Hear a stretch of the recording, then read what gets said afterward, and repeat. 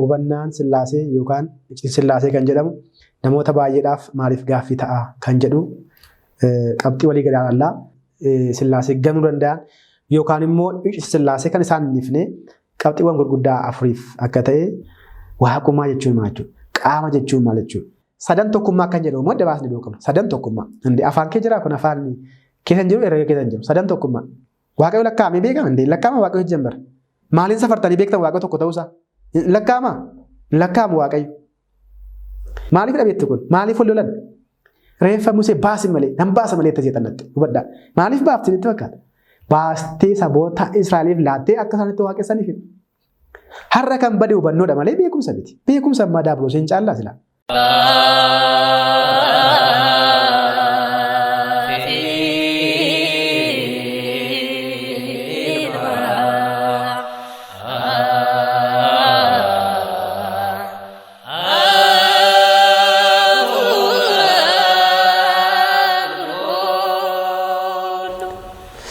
Maqaa Abbaa kan Ilmaa kan Hafuura Qulqulluu Waaqayyo tokko ameen.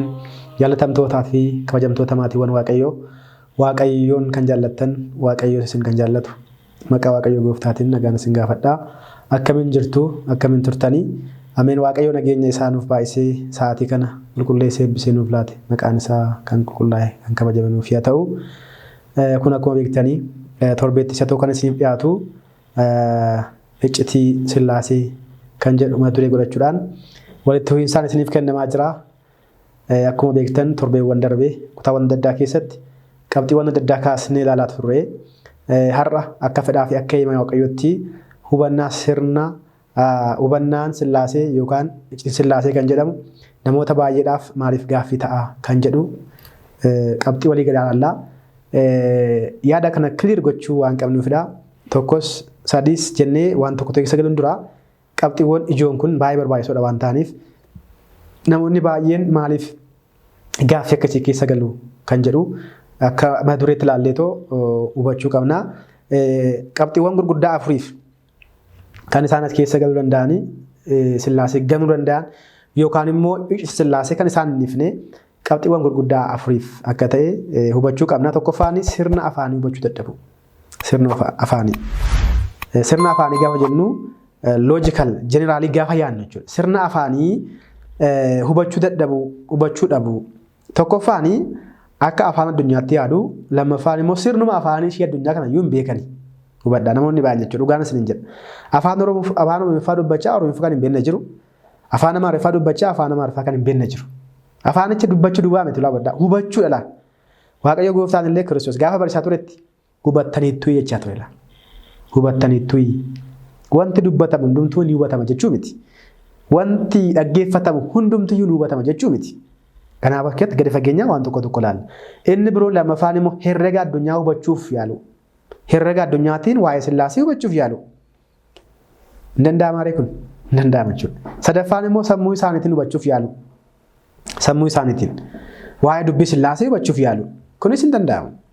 Inni dhumaa barsiisa mana kiristaanaa hubachuu dhabu. Barsiisa mana kiristaanaa maal barsiisti? Manni amantaa kiristaanaa kan Kiristoos kan taate.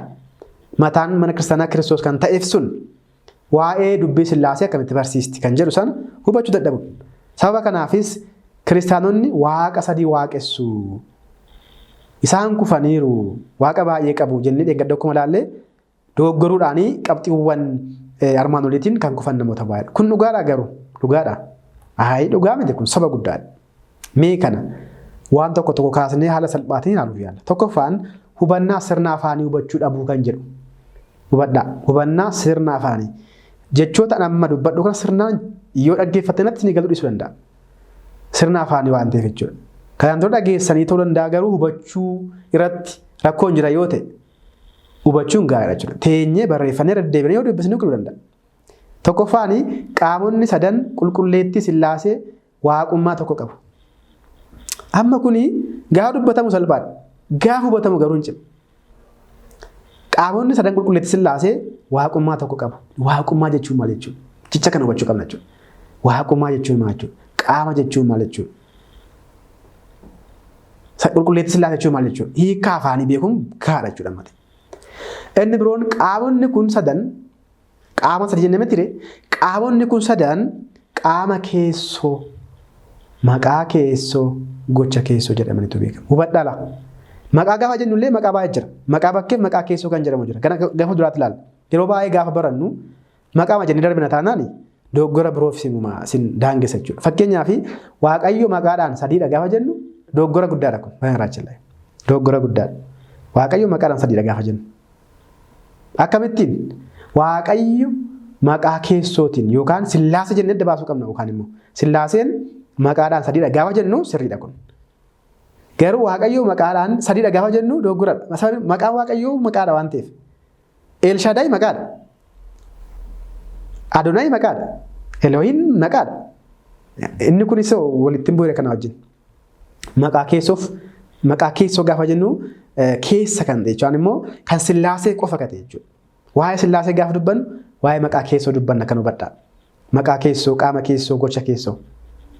Kana hubachuun gaariidha. Gara fuulduraatti sadummaa Sillaasee maqaa qaama gocha keessa jiran irratti hin baranna waan ta'eef. Kana addaan hubachuuti qabna jechuudha. Tokkoffaan kan hubachuu qabna. Lammaffaan egaa qaamni maqaanii fi gochi isaanii kun addadha. Adda jechuun gargar hin babaane jechuudha. Bakka tokkotti ta'ee kan fakkeenyaaf qubni kun quba 5 jedhama garuu kanarraa bahuu danda'a. Kanarraa ba'ee beeka.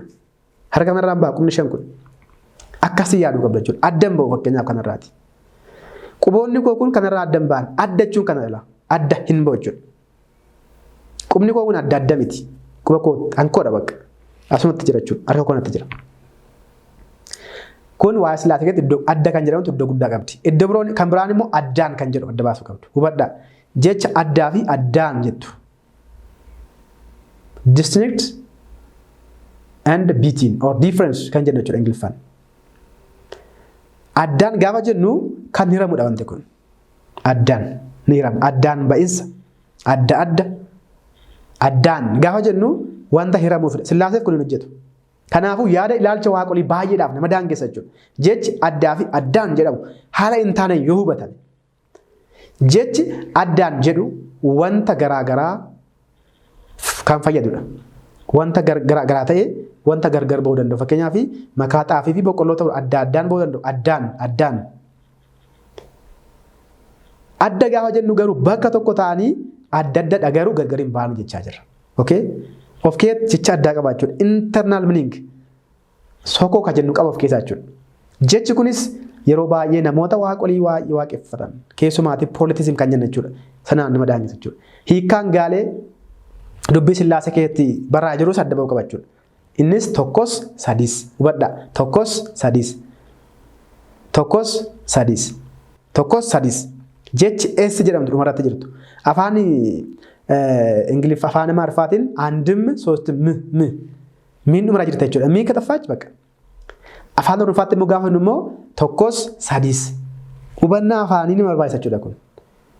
Tokkos sadis. Tokko fi sadii miti laawwadha. Tokkoof sadii miti. Tokko yookaan sadii miti. Hubadhaa. Tokkos sadis. Amma namni tokko afaan Oromofaa waan beekeef tokkoo fi sadii yoo jedhe doggoyeera. Inni kun afaanis jemmar hin beekin jechuudha. Tokkoof sadii jechuun hin ta'u. Hiikkaa Sillaasee irratti hojjeta kun. Hiikkaa afaan irratti. Dubbii Sillaasee irratti wanta hin taane fida waan ta'eef. Tokko yookaan sadii hin ta'u. Tokkos sadis. Fakkeenyi kun hiikkaa guddaa of keessaa qaba. Fakkeenyaaf aduun ho'as ifas qabdi. Aduun ho'as ifas qabdi. Gaafa jennu aduun ho'a qofaan qabdu jechuudha. Maalis qabdi malee ifas qabdi malee jechuudha. Waan tokko ittiin qabdu ho'as ifas qabdi jechuudha. Waan lama of keessaa qabdu jechuudha aduun. Ho'as qabdi ifas qabdi. Qaama immoo kan mataa ishee qabdi yaa'u akka jiru ta'e jechuudha. Fakkeenyaaf Iyyasuus Kiristoos waaqas namas. Iyyasuus Kiristoos waaqaaf nama miti. Waaqa yookaan namas miti. Iyyasuus Kiristoos waan jedhama malee waaqas namas malee. Waaqas namas malee. Jechi kun baay'ee cimaadha. Yeroo baay'ee namoota baay'eef gara gantummaatti kan geessu. Akka dubbii Sillaasee gataniif Waaqayyo nama ta'uu namoonni baay'ee kan gatan jechoota kan hubachuu dhabuudha. Keessumaatti wangeela Maarqos boqonnaa 16 lakkoofsa 16 dubbisaa deemaati maal nuun jedha? Kan amane kan cuuphames jedha. Hubadhaa. Yeroo baay'ee dubbisuu dandeenya ta'a jecha kana. Garuu jecha kana keessatti qableeffachuu qabna. Kan amane kan cuuphames ni fayyada. Cuuphaa fi amantiin bafitsum addan ba'anii jechaa jira. Osoo hin amaniin hin cuuphamtu erga amantee immoo hin cuuphamtaa jechuudha. Gargar hin ba'an jechuudha. Afaanii iccitii kana of keessatti qabatu jechuudha. Kanaafuu jarreen kana sirnaan hubachuun baay'ee gaariidha. Keessumaatii kun waa'ee tokko gaafa ilaalluudha. Sadan tokkummaa kan jedhamu immoo dabaasni beekamu. Sadan tokkummaa. Indi afaan kee jira kun afaan keessa jiru herrega keessa jiru. Sadan tokkummaa. Dhageessanii beektu laata afaan keetti baradheen beeku. Afaan Oromoo keettis herrega baradheen beeku sadan tokkummaa kan jedhamu. Garuu hiikaa qaba. Kitaabaan qaamni sadii haala addaatiin bakka tokkotti jechuudha kun. Qaamni sadii haala addaatiin hubadhaala bakka tokkotti. Kitaabarratti barraa'ee jira. Tokkoffaa Yohaannis boqonnaa 5 lakkoofsa gubbaarratti akkas nuun jedha. Dhugaa kan ba'an sadiidha nuun jedha. Sadii. Dhugaa kan ba'an meeqa sadiidha isaanii nuun jedha. Isaanis jedha hafuura jedha, bishaan jedha, dhiiga jedha. Hubadhaa. Hafuura, bishaan, dhiigaa nuun jedha. Sadan isaanii nuuf lakkaa'e. Dhumarratti maal nuun jedhaa? Sadan isaaniiyyuu tokkodha nuun jedha. Meeqan isaaniiyyuu? Sadan isaaniiyyuu tokkodha. Hubadhaa. Sadan isaanii iyyuu tokkodha jechuun maal jechuudha? Gargar hin ba'an jechuudha. Waan sadii ta'e tokko gaafa ta'u gargar hin ba'u jechuudha bara.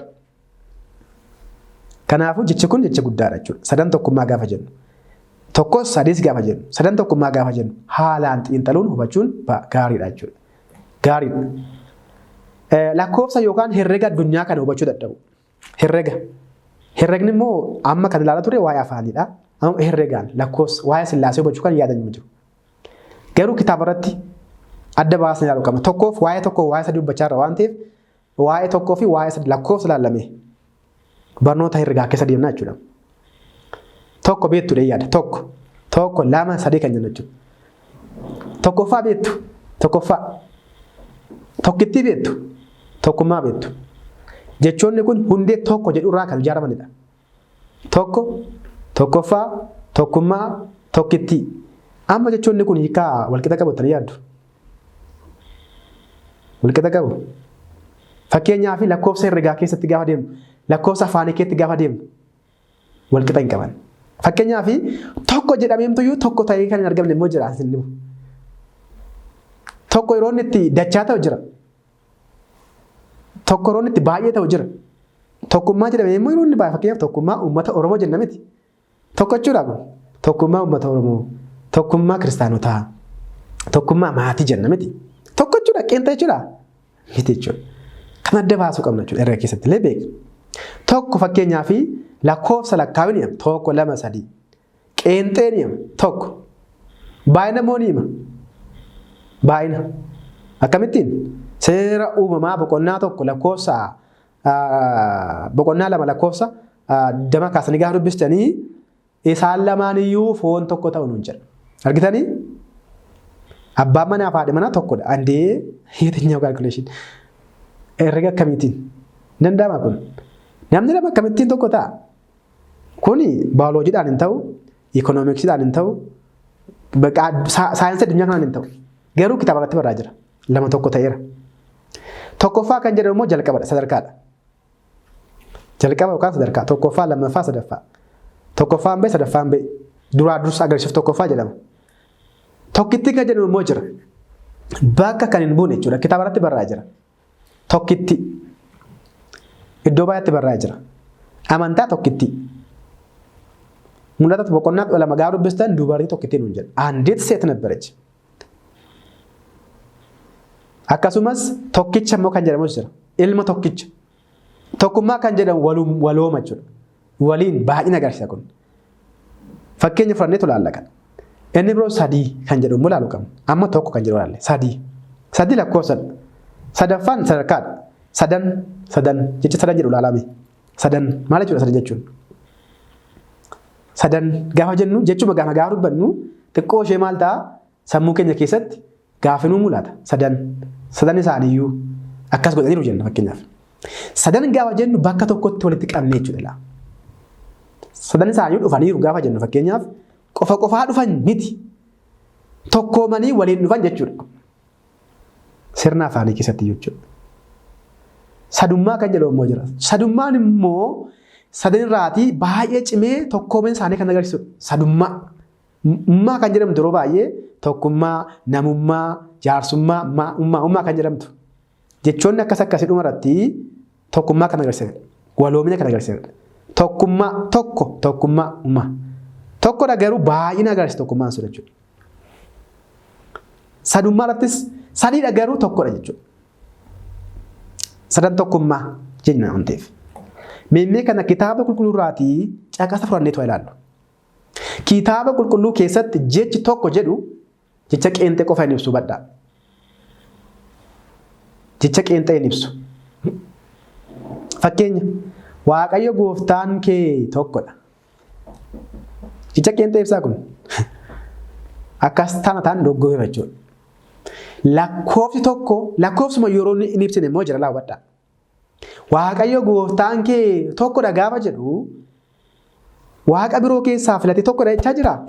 Tokko as keessatti lakkoofsa miti baqqaalle. Lakkoofsuma keessa hin jirtu garuu afaan akka waliin galluuf Waaqayyo tokkodha jedhamaa jira malee. Waaqayyo afaaniin lakkoofsaan olidha waan ta'eef. Waaqayyo lakkaa'amee beekama hin lakkaa'ama Waaqayyo hojjembara. Maaliin safartanii beektan Waaqayyo tokko ta'uusaa? Lakkaa'ama Waaqayyo. Garuu kan waaqeffamu isa qofaadha jechuuf qofa laasheen kun asirratti kan hiikamtu jechuudha. Waaqayyo gooftaan kee tokkodha gaafa jedhu Waaqayyo qofaaf sagadi jechuudha. Waaqayyo gooftaan kee tokkodha. Tokko asirratti hubadhaa ilaa hiikkaansaa. Lammaffaan immoo Wangeela Yohaannis boqonnaa 7 lakkoofsa 21 gubbaarratti akkas nuti. Hunduu tokko akka ta'an ati abbaa ana keessa akka jirtu anis si keessa akka hin jiru isaanis akkuma keenya tokko akka ta'an sin kadhadha jedha. Hubadhaa. Isaanis akkuma keenya tokko akka ta'an argitanii? Anii fi ati tokkodhaa jedhe laa hubadhaa. Eenyuuf eenyu? Abbaaf ilmi tokkodhaa jedhe. Wangeela Yohaannis boqonnaa 30 gaafa dubbisan kan argattu. Anii fi ati akka tokko taane isaanis tokko ta'anii jedhe. Amma nuti addunyaa kanarra guunnee kan jiru kiristaanonni baay'eedha. Akkamitti tokko taaname? Lakkoo tokko ibsachuudha tokko jechuun lakkoofsa tokko yeroo hundumaa akka hin ibsine hubachuu akka qabdaniif. Lammaffaa seera uumamaa boqonnaa 2 lakkoofsa 24. Lamaan isaaniiyyuu foon tokko ni ta'u jedhe. Eenyu? Waaqayyo gooftaan. Lamaan isaaniiyyuu Addaamii fi Hewaan jechuudha. Haadhi manaa fi abbaan manaa foon tokko ta'u jedhe. Amma dhuguma foon tokkodha jarri kun. Tuma makiinaa galanii taaksii kaffalatanii fi kan nama tokkoon kaffalan nama lamaa kaffalu malee. Mana nyaataas deemanii waan tokko dhugan yoo waan tokko nyaatan kan nama lamaa kaffalu malee kan nama tokkoon kaffalan. Asirratti kan jedhaa jiru garuu maal jechaa jira Waaqayyo? Tokko foon tokko ta'aniiru jechaa jira. Maal jechuudha tokko jechuun asirratti? Sillaasaanis tokko sadis gaafa jennu haala kanaan hubachuu qabna jechuudha. Inni birooni hojii duukaa bootaa boqonnaa 4 lakkoofsa 32 gaafa dubbistanii amantoonni jalqabaa baay'inni isaanii akkuma beektanii naannoo 4,000 kan turan jechuudha. Nama dhiifama naannoo 3,000 kan turan. Naannoo walitti daamaniiru jalqabaa 3,000 cuubamee ture itti aanuudhaan 4,000 cuubamaniiru naannoo 8,000 kan ta'an bakka tokkotti Waaqayyoon galateeffachaa turan. Waldaa Xoofoo Isxifaanos kan jedhaman jechuudha. Isaan nuun jedha qulqulluun Luqaas. Isaanii uummanni hundumtuu kan amanan turan hundumtuu yoodha. Laphee tokkittii fi lubbuu tokko qabu nuun jedha. Laphee tokkitti lubbuu tokko. Akkamitti yaadama kun? Laphee tokko qabu lubbuu tokko qabu nuun jedha. Amma ittiin uummanni 8,120 akkamittiin lubbuu tokko qabaa akkamittiin laphee tokko qabaatan. Imagine. Afaan herrega adda baasnee beekuun gaariidha. Maaliif jedhame kun garuu? Maaliifidha? Hiikkaasaa kitaaba sanarraa deemtanii dubbisuun gaariidha jechuudha. Inni kun herrega addunyaa kanallee beekuun gaariidha waan ta'eef. Maal jedha afaanni maal jedha herregni kan jedhu adda baasnee beekuun gaariidha. Inni sadaffaanii barsiisa mana kiristaanaa hubachuu dhabuurraan immoo kan dogoggoran immoo jiru. Fakkeenyaaf nuti waaqa tokko jechaa jirra wadha.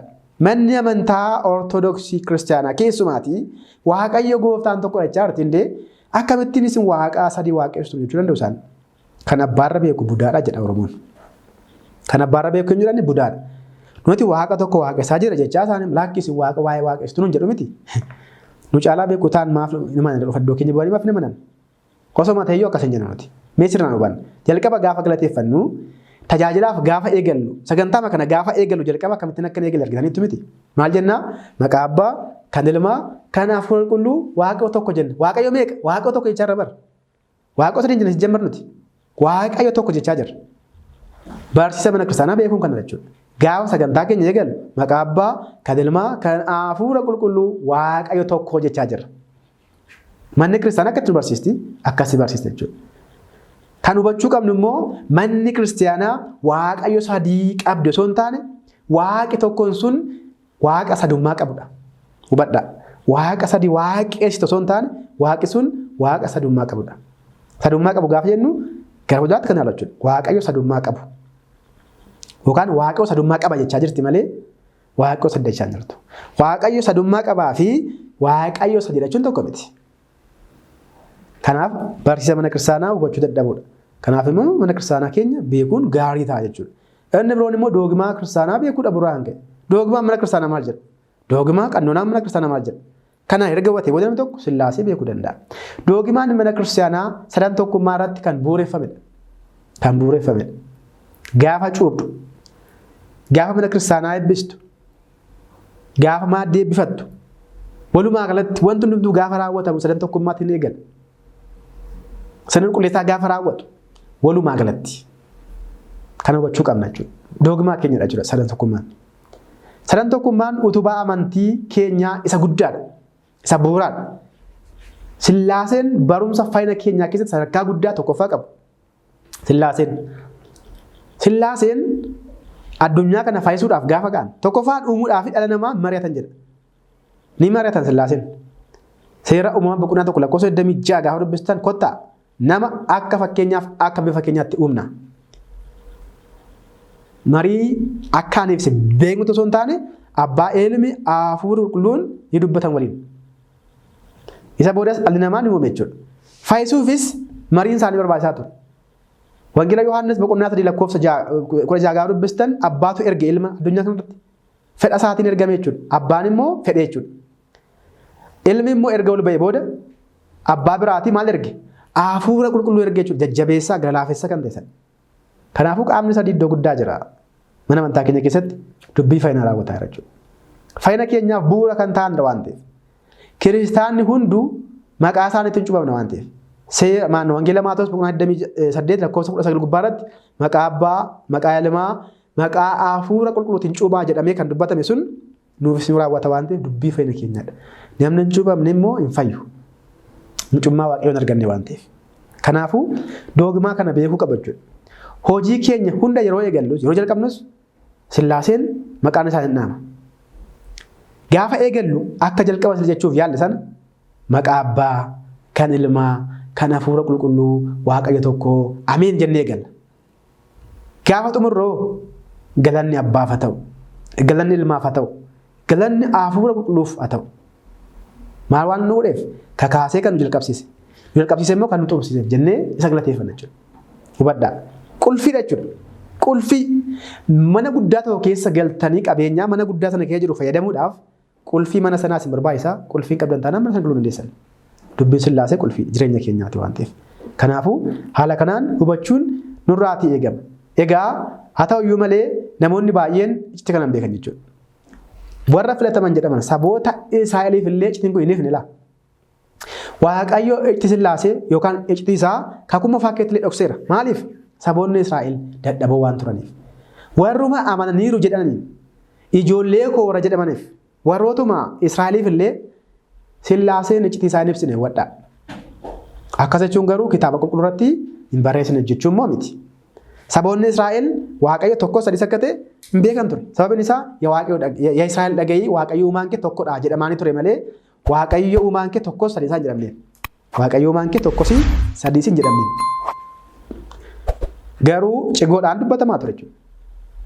Garuu maaliifidha kun? Dubbiin Sillaasee, iccitiin Sillaasee kakuu moofaa keessatti Israa'elootaaf maaliif hin himamne yookaan immoo iccitii ta'e maaliif hin barsiifamne? Museen barreesseera, raajonni barreessaniiru. Haa ta'uyyuu malee hin baranne jaroonni kun. Waaqayyo isaanii tokko ta'e qofa barataa turan. Taalmuudii, Mishinaa kan jedhamu kitaaba isaanii irratti kan barraa'aa jiru Waaqa tokko akka ta'e bakka handimtaadhaan kan barraa'aa ture. Isumaayyuu Waaqayyo kottaa akkas goonaa gaafa jedhu kottaa kan jedhaa jiru ergamootaanidha malee abbaa ilma afur wajjin dubbataa jira miti jedhaniitu kan hiikan kitaaba isaanii irratti illee jechuudha warra Yihuudootaa. Sababiin isaa Waaqayyo gooftaan fura tokkitti qaba akka Sabaaliyoositti waan amananiif jechuudha. Kanaafuu saboonni Israa'el Sillaasee sirriitti hin hubanne ture. Garuu maaliifidha gaafa jennu wanta gurguddaa lamaafidha. Tokkoffaani sammuu ol waan ta'eef. Sammuu isaanii ol waan ta'eefidha. Sadaffaan immoo iccitiin Sillaasee suuta waan namaaf ifuufidha yoo jira abboonni keenya. Waaqo jalqaba samii fi lafa uume erga raawwatee booda suuta iccitiisaa ibsaa dhufeera. Akkasumas saboonni Israa'el sammuun isaanii sammuu ijoollee waan ta'eef sirnaan hin ibsineef. Jalqaba laalla sammuun ijoollee Israa'el xiqqoo waan ta'eef dadhabaa waan ta'eef Waaqayyo gooftaanii iccitii Sillaasee kakuu moofaa keessatti isaaniif hin ibsinee nuun jira abboonni keenya. Ijoolleen Israa'el waaqeffannaa Oromaa keessatti kan guddatanidha. Seenaa isaanii gabaabinaa xiqqoo ilaalame. Israa'el jechuun saba Waaqayyoo jechuudha. Maqaa Yaaqoobiitiin kan moggaafamanidha. Yaaqoob maqaa jalqabaa gaafa turu Waaqayyo wajjin erga wal baree booda garuu Israa'el jedhameera. Ijoolleen Israa'el Gibxi keessa waggaa baay'eef turaniiru. Gibxi immoo akkuma beektan Waaqayyo tolfamaa kan waaqessitudha. Jabbiitti ni waaqessiti. Uumama adda addaatti waaqessiti. Hundaam uumama adda addaatti waaqessuu isaaniirraa kan ka'e maal jedhanii beeku turanii maqaa waaqa hin beekamne jedhanii barreeffatanii qabu. Yoo dingata irraanfanne irra ta'e maqaan waaqa biroo jiraatanii bakka duwwaa kaa'aniiruuf jechuudha. Maqaa waaqa hin beekamne kan sinnibu. Eenyu isaan warroota Gibxi. Kunis qulqulluu Phaawulos illee warroota Ateenaa bukkeetti argeera kana yaada kana. Warroota Ateenaa bukkee gaafa deemu maqaan waaqa kanaa Kiristoos Iyesuus akka ta'etti mee barsiiseera jechuudha irratti.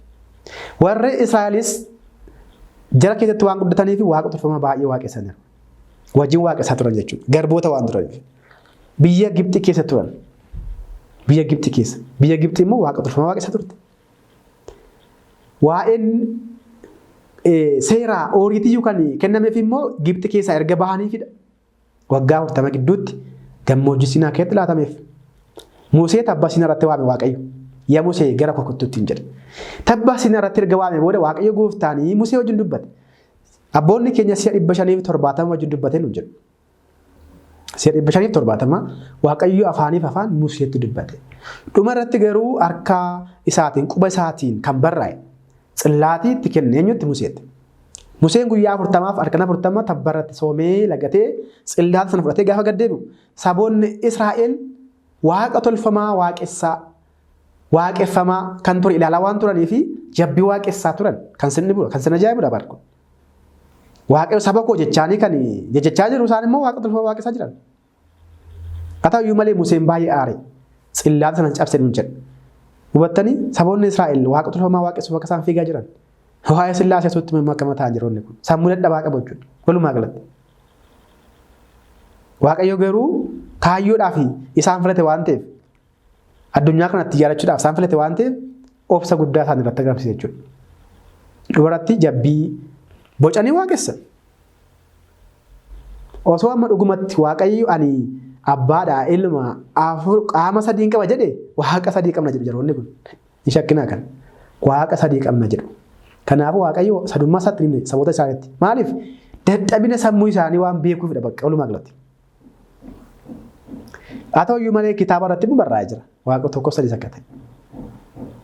Dadhaboodha sammuun isaanii. Hundaan Waaqayyo waaqa biraa waaqessu jedhee Waaqayyo gooftaanis jaroota sodaatee maal godheera? Reeffa Musee dhokseera. Fexaan mi garmaachu. Maaliif dhokse? Akka isaanitti waaqessaniifidha laa. Reeffi Musee maaliif dhokate? Itti waaqessu gaa. Waaqayyo immoo qaama sadii qaba jedhanii isaati reeffa Museetti illee waaqessuudhaaf namoota hawwaa turan jiroonni kun. Jabbiitti waaqessuudhaaf kan jabbi bocan jiroonni kun. Waaqayyo gooftaan garuu beekaadha waan ta'eef gara fuulduraatti wanta ta'uuf jiru waan beekuufi maal godhee reeffa Musee dhokse. Yihuudaa boqonnaa tokko gaafa dubbistanii ergamaa qulqulluu Mikaa'el illee reeffa Musee irratti seexanaa wajjin gaafa wal mormu afaan keessaati wanti hamaan hin baane Waaqayyo siif dhiisu malee jedhe. Maaliif dhabeetti kun? Maaliif wal lolan? Reeffa Musee baasi malee nan baasa malee itti seexanatti hubadhaa. Maaliif baaftin itti fakkaata? Baastee saboota Israa'eliif laattee akka isaanitti waaqessaniif. Waaqayyo ergamaa isaa erge eenyuun qulqulluu Mikaa'el erge dhiisii hin godhin kana jedhee. Isa booda dubaratti seexanni qaanofteetti jechuudha. Maaliif saboonni Israa'el akka kana gadi fageenyaan Waaqayyoon hin beekan waan ta'eef. Kanaafuu Waaqayyo immoo beekaadha waan ta'eef sadummaa isaa osoo itti himin osoo itti hin ibsin ture jechuudha. Sababni isaas Waaqayyo sadii qabna. Waaqayyo keenya sadii Waaqa sadiif akka isaan jilgeeffanneef. Irra deddeebi'ee yaa Israa'el dhaga'i Waaqayyo uumaan kee tokkodha jechaanii ture jechuudha. Kunis faayidaa isaaniifidha malee iccitii isaa dhoksuuf akka hin taane hubachuu qabna jechuudha. Inni lammaffaan iccitiin Sillaasee suuta waan namaaf dhufu. Kan ilaalaa jirru iccitiin Sillaasee kakuu moofaa keessatti bal'inaanii namootaaf hin ifnee kan jedhu maaliifidha kan jedhu ilaalaa jirra. Tokkoffaan sammuun Israa'elootaa dadhabaa waan ta'eef jenne. Lammaffaan immoo Sillaaseen suuta kan namaaf ifanidha. Kallattiimaan kan namaaf ifan miti. Kanaafiyyuu beekaanii mana amantaa keenya qulqullichi Gorgoriyoos inzinaasu yookaan inni inzinaasu maal nuun jedhaa mee ati iccitii Sillaasee akkamatti hubachuu barbaaddaa nuun jedha. Lakki iccitiin Sillaasee suuta kan namaaf ifudha. Fakkeenya tokkoon siif kennaa jedha. Meemmee aduun gaafa baatu gadi baatee aduu gaafa laaltu battalatti aduu keessa ilaaluu dandeessaa nuun jedha. Irri barraa kaatee calluma jettee immoo ija kee banattee wanta hundumaa ilaaluu dandeessaa nuun jedha. Hin danda'amu. Namni irri barraa ka'e tokko jalqaba ija isaa xaragataa. Miiccataa. Isa bira suuta maggaarajaa baasaa maal godha? Ifa aduu ilaalaa deema. Kallattii maanoon lakki bakka aduu kana ilaaluun qaba yoo jedhe hin jaamatu namni kun. Sababiin isaa aduun kun nama gubdii ija namaa balleessiti waan ta'eef. Iccitiin Sillaasee akkasuma suuta kan namaaf fuudha. Battalumatti Sillaasee baruun qaba yoo jedhe hin banna jechuudha. Museen illee fuula keenyatti agarsiise Waaqayyo fuula kee arguun barbaada gaafa jedhu Waaqayyo yaa Musee fuula koo ilaalee jiraachuu kan danda'u hin jiru nuun jedhe Waaqayyo. Waaqayyo fuula isaa kan nu dhoksu faayidaa keenyaafidha malee miidhaa keenyaaf miti. Yoo fuula isaa ilaalle ni banna waan ta'eef. Tulluu Taabor irratti wangeela Maatewos boqonnaa 7 gaafa dubbistanii barattoonni 3 kufaniiru miti fuula isaa dhabanii. Kanaafuu fuula Waaqayyoo ilaaluu kan danda'u hin jiru. Sababa kanaafuu suuta nuuf ifaa jechuudha. Ganama irra barraa gaafa kaanu jalqaba miixannaa isa booda birdilibsii keenya ofirraa fuuneetoo bukkee laallaa barrii bannaa ifa xiqqoo ilaallaa gadi baanaa inni qanna fuula keenya isa booda akkas ol ilaallee ilaaluu dandeenyu jammar jechuudha. Aduu ilaaluu dandeenyu hin danda'amu kan Sillaaseenis akkasuma dhabbuloo tokko suuta kan namaaf fuudha jechuudha ittiinsa. Kanaafuu abbaan keenya qulqulluu Gorgoriyoos inzinaasuu maal nuun jedha beektu fakkeenyaan isinitti mammasirra deebi'ee jedha. Barsiisaan seeraa jedha. Barsiisaan sirnaa jedha. Barsiisaan sirnaa kan jedhamu inni maal godhaa jalqaba suutaanii seera namaaf kennaa jedha. Maal namaaf kenna? Seera namaaf kenna. Humna irraati gara humnaattis nama adeemasi. Waaqni waaqotaa Tsiyoon keessatti ni mul'ate nuun jedha. Waaqni waaqotaa Tsiyoon keessatti ni mul'ate nuun jedha. Barsiisaa seeraa kan ta'e Waaqayyoodha. Dhugaadha. Humna irratti humna immoo namaaf kenna. Namaaf dabalaa deema. Waa'ee isaa humna isaa suuta namaaf ibsaa deema. Waaqni waaqotaa immoo Tsiyoon keessatti mul'ate. Cirumayyuu dhufee immoo Tsiyoon keessatti mul'ate immoo sinitti mul'ata jechaadha. Kun hiikaa guddaa of keessaa qaba. Barsiisaa seeraa eebba kenna kan jedhame Waaqayyoodha. Jalqaba tokkummaa Waaqayyoo nutti hime inni mataa masaatiin Waaqayyo tokkodha isaan dhageenuun jedhee. Lammaffaan immoo sadummaa isaa Waaqni maal jedhee humna irraati gara humnaatti adeemanuun jedhee. Isma maammira heggi barsiisaa seeraa kan jedhame sun inni Waaqayyo tokkichi sun tokkummaa isaa jalqaba nuuf ibse. Lammaffaa irratti sadummaa isaa nuuf ibse. Humna irraa gara humnaatti jechuudha. Tokko irraati gara sadummaatti jechuudha. Tokkummaa irraati gara sadummaatti dhufee immoo waa'ee isaa nutti ibse. Kun hin ga'u jedhee immoo Waaqni waaqotaa Tsiyoon keessatti ni mul'ata. Tsiyoon kan jedhamu dubroo Maariyaam gadameessa ishee keessatti bulee foon isheerraa foon lubbuu isheerraa lubbuu dhiiga isheerraa dhiiga fudhatee dhalate. Foon uffachuu Waaqayyoo nutti agarsiisa kun immoo. Kanaafuu barsiisni mana amantaa ishiin dhugaan jalqaba tokkummaa Waaqayyoo barsiisti. Itti fuftees sadummaa isaa barsiisti. Itti fuftee immoo qaama sadii keessaa tokko Tsiyoon kan jedhamtu dubroo Maariyaam gadameessa ishee keessatti mana ijaarrate. Manni kunis mana jireenyaa kan ta'e Kiristoos mataa masaadha. Foon uffachuu Waaqayyoo kan nutti ibsudha. Jechuudhaani iccitiin Sillaasee suuta akka isheen namaaf iftu abbaan keenya qulqullichi Gorgoriyoos inzinaasuu nu barsiisa jechuudha. Egaa walumaa galatti amma nuti dhala kan jirru iccitiiwwan Sillaasee namoonni baay'een ilaalcha qaban utubaa amantaa 5 maaf akkasa jedhaman akkasumas namoonni baay'een immoo maaliif dogoggoru beekumsa dhabuudhaan dhuguma Muu hubannoo dhabuurraadha. Hubannoo fi beekumsi tokko miti obboloota. Hubannoo fi beekumsi tokko miti. Hubadhaa. Barsiisaan keenya Waaqayyo Yesuus Kiristoos hubattaniittu jechaa ture malee beektaniittu jechaan ture. Har'a kan bade hubannoodha malee beekumsa miti. Beekumsa ammaa daabiloosiin caallaa sila. Baay'ee caala bara daabiloos. Garuu beekumsa nu irrata. Osoo hin taane hubannoo nu irrata jechuudha. Kanaafuu hubannoo dhabuurraan kan ka'e hubannoo afaanii, hubannoo kitaaba dubbisuu, hubannoo barsiisa mana kiristaanaa hubachuu dadhabuurraan Sillaasee hubachuu dadhabuudhaan namoonni baay'een gantoota ta'anii hafan jechuudha. Kiristaana ofiin jechaa har'allee namoonni baay'een Iyesuus qofa jedhan jiru. Iyesuus qofa jechuun abbaan hin jiru jechuudha.